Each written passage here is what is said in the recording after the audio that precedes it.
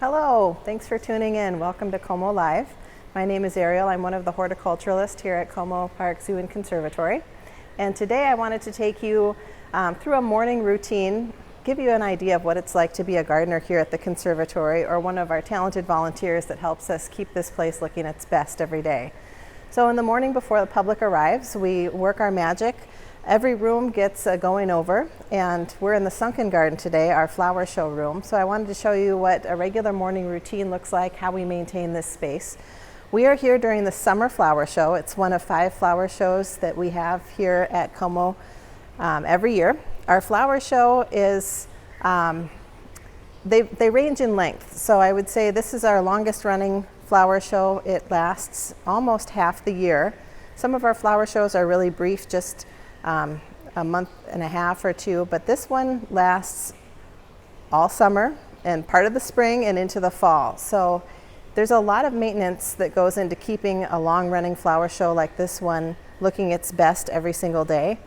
And we get a lot of special events happening here in the garden, so we really want to show it off for your wedding photos, show it off for your graduation pictures, show it off for your out-of-town guests. This is a hidden jewel here. These flower shows are really special to our community and to all of the people that take care of them. So when I show up in the morning, I just walk through the gardens quickly to make sure there's nothing glaringly obvious that needs to be replaced. And one of the things that stood out to me today was this little collection of pots.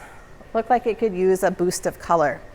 I've been working on training this plant here. This is heliotrope.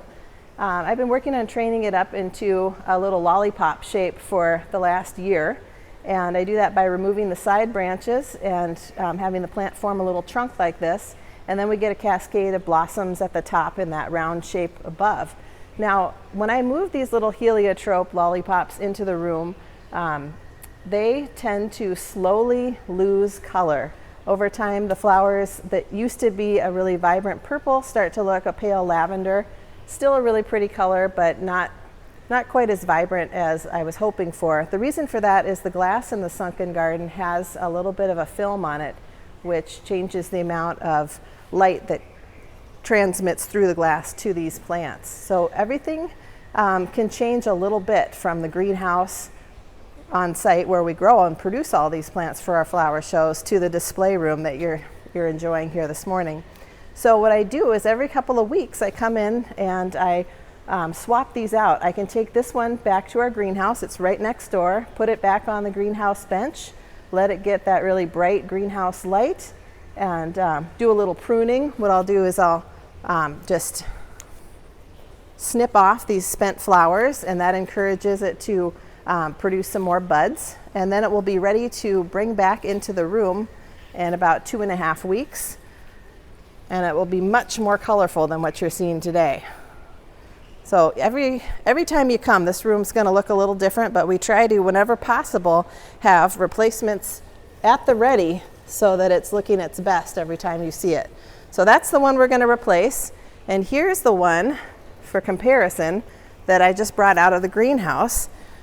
A lot more flowers on it and a richer purple color. This is a heliotrope named Centropia. It's got a really nice fragrance to it. So appeals to a couple of your senses. And I just nestle this in between the other annuals that accompany it. And then I'll make sure that its stake is holding it up and it's nice and straight. So that helps boost up the color in this urn. Then down below, we've got a couple of plants here that are really great for their texture and colors, but we're lacking blooms right now. This is kind of finishing up, this Plectranthus. It's called Velvet Elvis. I really love those dark leaves, and it's had some nice lavender flowers, but it's getting a little overgrown and leggy. This has been in here now for a couple of months, believe it or not, and we will sometimes go through and try to just reduce the amount that we have in a pot by hedging it back like this. We've done that a few times, and that helps keep it contained. But at this point, I feel like it just is ready for a whole facelift. So in this case, I brought out some new plants, and I've already replaced the one on the other side We try to do all of our replacements in a very symmetrical way so that we maintain the formal look of this room. So because I've done this to the urns across the way, this one needs to be a mirror image so that both sides of the room are symmetrical in that way. So I liked what I had going on over there. We're just going to repeat that. Instead of that plectranthus, now we're going to be featuring a hibiscus. This one's named Midnight Marvel. And these were a little bit slow to get going. They weren't ready to go in right away when this flower show started. And that's the wonderful thing about these long-running flower shows. If you come early in the summer, when this show has first opened, you might see a whole different cast of characters in the garden. Some of them will be throughout the summer show, but sometimes you get these surprise plants popping up later in the summer after we've had a chance to get them display sized. We grow everything here, and these ones were sluggish to start blooming, but now they look great. So we want to get them out here where you can see them. So I'll pop that one in. Midnight Marvel hibiscus has kind of a purplish leaf to it, which is really lovely with that dark red flower. And the flowers are enormous. I think this is going to be one that people are going to want to get their cameras right up close to. All right, now our spiky plant is going to be this Salvia. This one is called True Blue, and it's full of buds, so I think this is going to be looking fresh all week. Lots of buds coming on, and we're just going to add a couple on the sides. The main color scheme for this summer's flower show was blue, red, and yellow. So we got the primary colors, and we went with a softer yellow, not a real bright yellow. Wanted to keep it kind of cool for summer, and it's going to be a hot one today. It's already 76 and quite humid in the garden this morning. All these plants like it hot though. Yesterday was a water day in here.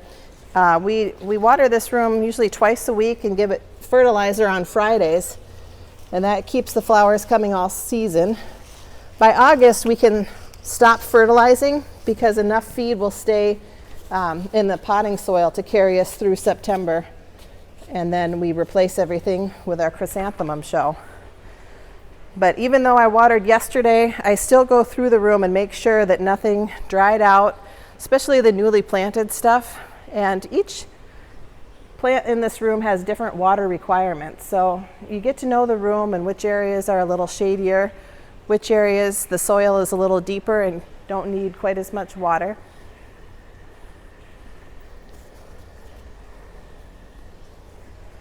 This will help settle the soil. Just a little quick splash of water. So in addition to just flat out replacing things if they need more color, we also continue to produce flowers in this room by going through and deadheading regularly. And I've got a little collection of tools. My favorite is my pruners. I use these all the time. I notice a lot of my volunteers really like scissors. So sometimes if we're doing deadheading, we'll bring out just a sharp pair of scissors into the garden and use those to snip off the spent flowers. Then there's also a little more intense pruning that happens here from time to time. And for that, we'll use pruning shears like this. And these we really reserve for topiary pruning. There are these Italian cypress trees that ring the room in the Sunken Garden, and they do periodically need to be sheared. We did that right before summer started. We, in the spring, got a chance to put our orchard ladders up and go through and shear all of them so they didn't get too shaggy over the summer. It's really hard to get in close to them when the beds are planted, so during a show change is our best opportunity to get in and do that sort of pruning. Today, I'll show you a little bit of the deadheading we do, so let's walk down into the garden.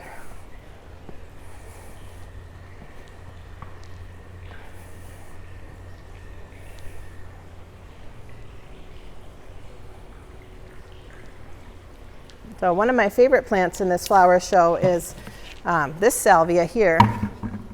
All of the salvias are great for our pollinators. They've got a nice long flower. You can see hummingbirds coming in and getting nectar, honeybees, butterflies. This salvia will rebloom reliably, especially if you get in and deadhead the flowers as they're finishing up. So this stalk coming off here will encourage flower development in these two. This is one of those plants where, let's see if I can find a spot where I pruned it before. Here, down here is where I pruned it last. When I took off that main stem here, it encouraged these two side branches to develop, and it made for a much bushier plant. Eventually these salvias get really, really tall and start to flop over. So just to help reduce some of the weight on the plant, from time to time we'll go in way down to the base and remove whole branches like this to let it start to develop shorter branches down low. We never want to have things flopping over the path. That's a safety issue. So another area where we do a lot of work pruning is just along this border here. If we see leaves coming over, you can see a classic issue here. This beautiful little begonia leaf was hanging over the edge of the path and got trampled. And that's not a nice look. And it can be slippery on the path, especially if it gets wet. So we'll kind of go through and nudge things back as needed here and there to keep that edge nice and sharp. I do this kind of like if you're going to get your bangs trimmed at the hairdresser. Try to keep it a little bit rough and uneven. You don't want a really harsh line down the edge. So snipping at it like this to hide those stems as I go. After I've made quite a mess, I always have to bring the broom down here and sweep up. There's nothing nicer than a clean garden path after you've got it all tidy and put back together. Well, one of the things that's looking really fresh right now are the lilies. A common maintenance task for our summer flower show is replacing lilies. These ones were just replaced 2 days ago, so they haven't cracked color yet, but they should be open any day now. They last for about 2 weeks in the room. When these buds are fully open and the flowers are starting to drop their petals, we'll bring in a whole fresh group of them. There's about 180 of them in the room at any time, and we try to time it so they're just like this, about to crack color when we install them. That way we don't bang up any of the blooms, and it maximizes the length of time they can be on display here in the Sunken Garden.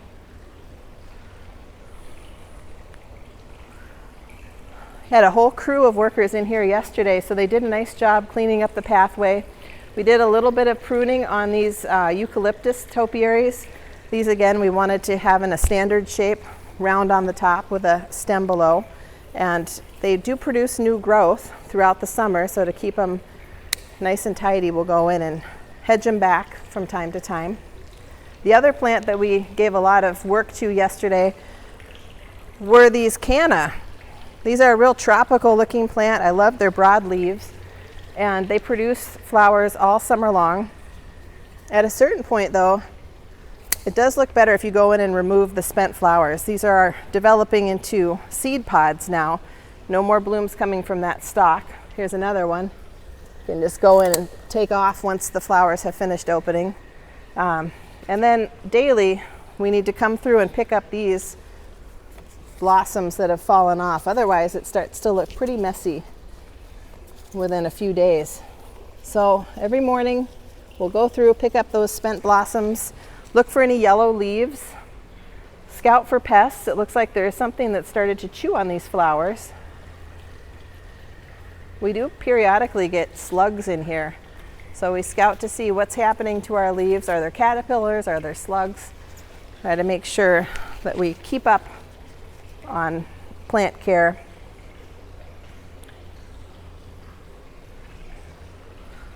So that is a morning routine. Besides watering, there's all this pruning, deadheading, replacement for maximizing the color in the room. And hopefully every time you come, it's going to be looking its best. We work really hard to do that, and we have the help of a whole team of wonderful volunteers. Thank you so much for tuning in. Hope you have a good afternoon.